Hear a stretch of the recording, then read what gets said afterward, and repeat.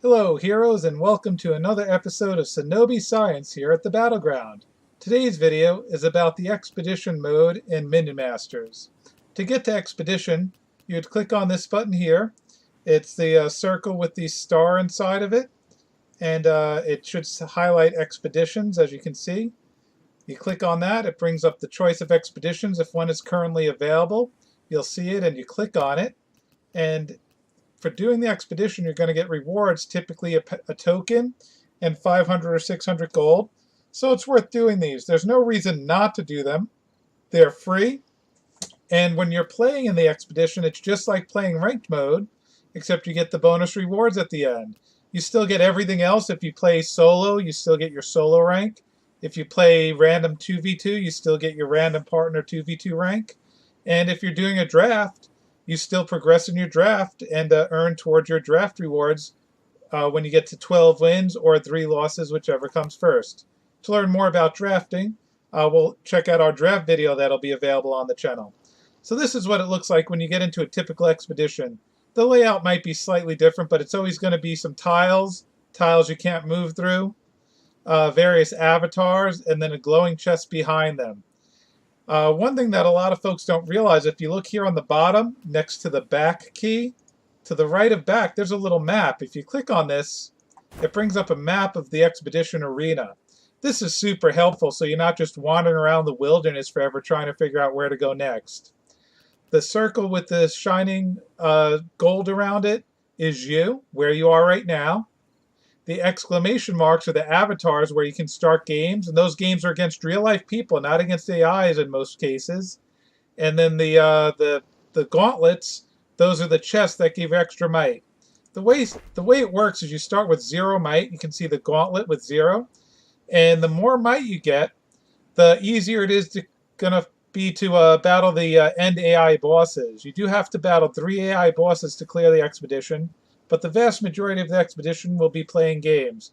When you click on an avatar like Wallace the Avatar, you're not facing Wallace, an AI character. It actually brings up a GUI interface where you can do a single 1v1 battle, ranked mode, just like from the main menu, a 2v2 random ranked mode, just like from the main menu, or progress your draft, just like from the main menu. You cannot currently do 2v2 pre-made teams, but all 3 other modes are available, and they work just like from the main menu, except you're also clearing Expedition, which will give you extra might. If you win it, you get 50 extra might. If you and these conditions will vary from avatar to avatar. But in this particular Wallace avatar, if you play 5 cards that cost exactly 4 mana and play them onto the battlefield, you'll get 50 extra might. And if you have 10 minions on the field at the same time, you'll get 50 extra might. So you might play a card like Scrathorn to fulfill that requirement if you're really chasing the might. My experience is you really don't need to chase the might all that much. You can just play the decks you're going to play anyway, and you'll get enough might over the course of the expedition to complete it very easily. It gets easier as you get more skilled and familiar with the game, of course, but even newer players really don't have to chase this too much. It never hurts to go for it as a side goal, but I wouldn't, go so far as massively alter my deck for it. Because then you're more likely to lose if you're playing a deck with a weird card just for the sake of having the weird card in it. So if you click on any one of these, it'll launch just like a regular game. So I'm not going to do that now for time's sake, expediency. I'm not going to go play a 7-minute game. So you click on any one, you do it. It'll give you the might you've earned from here. The avatar will disappear. And then the avatar being gone will clear the path that you can get to the glowing chest. And the glowing chest gives you 100 might. So you look at your map. You'll go battle all the different avatars, and then eventually go to one of the 3 bosses. The bosses are the big sword. Remember, the avatars are the exclamations. The might chests for the free might once you clear an avatar, 100 free might, are the gauntlets. The circle with the swirling gold is you. And the big swords are the bosses. So you got to go through 3 bosses. So you would move on here to boss number 1, Maven the Javelin. This is actually going to be an AI game. When you play a boss, it is an AI game. So it's pretty easy to win most of the time. They have pretty interesting, unique perks. And the point of might, as you can see, the more might you have is compared to the might of the AI boss. If the AI boss has more might than you, they get an advantage. If you have more might than them, you get an advantage.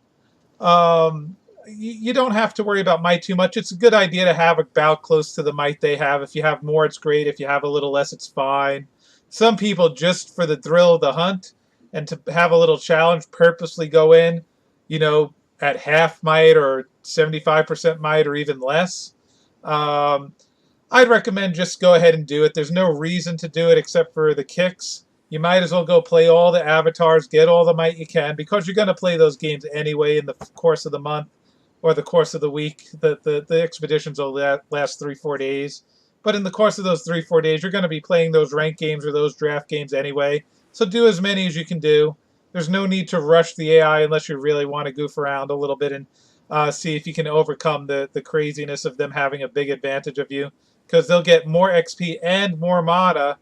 The more might you're missing, the faster they'll get XP and mana over you. And the reverse is true. If you have extra might, then you'll get more XP and more mana than your opponent AI. But the AI is typically easy to beat in most cases.